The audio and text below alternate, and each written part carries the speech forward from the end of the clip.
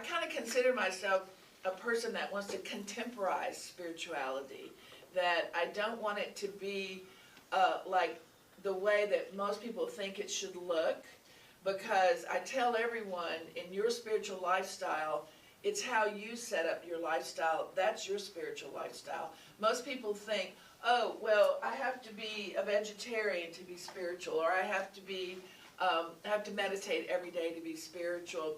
And in this day and age, no, you really don't have to do that. You have to find what works for you.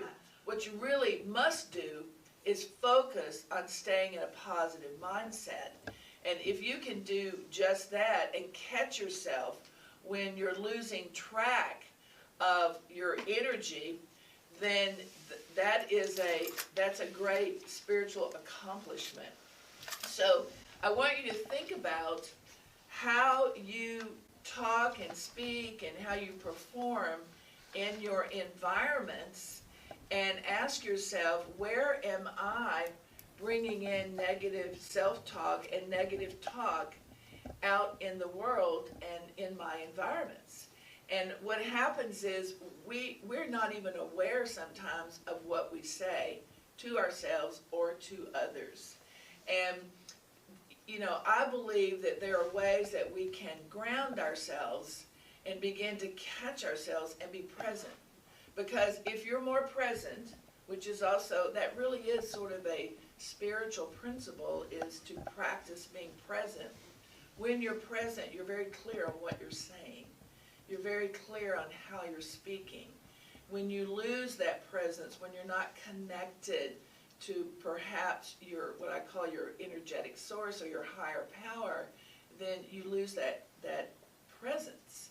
And then that kind of causes us to go off in a direction that may not be positive in helping ourselves.